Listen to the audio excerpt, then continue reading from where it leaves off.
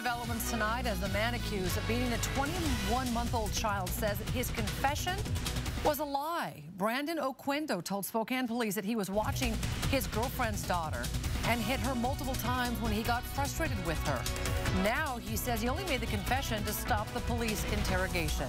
KXLY4's Drew Reeves working for you with what we've now learned about that suspect. Also, Drew, plenty of resources available to parents to make sure that child abuse never happens. Yeah, Nadine, no parent should ever have to live through a tragedy like this. And with the resources that we have available here in Spokane, they really never should have to. With the news of another case of child abuse in the Spokane community, those trying to fight this horrible crime are fed up. We should not be making reports on these stories anymore. A 21-month-old girl is now fighting to stay alive for abuse she allegedly faced at the hands of her mom's boyfriend.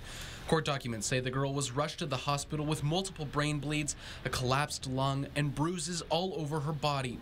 22-year-old Brandon Oquendo confessed to causing the injuries, but in a jailhouse interview, he said he lied in his confession. I wanted to tell you that I basically lied in my interview to the detectives because it was early in the morning, and I was really tired, and I don't think I should be in here for them asking me the same question and me wanting to be done, and I lied just to get the interview over with. But he says he can't explain how the child got those injuries. Just like any other father, I usually just sit in the living room, do my thing, and listen for any crying or any loud noises. I didn't hear anything, so I couldn't explain that. The Vanessa Behan Crisis Nursery says crimes like this should never happen.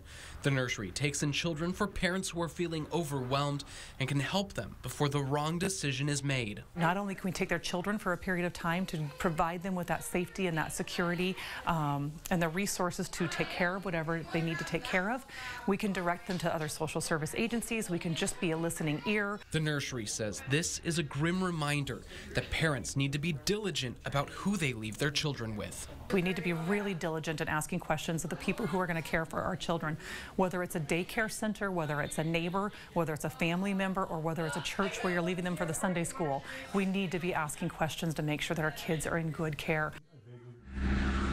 And if you want more information about the Vanessa Behan Crisis Nursery and the services they provide, you can head to our website, KXLY.com, and look for the news links section on the homepage.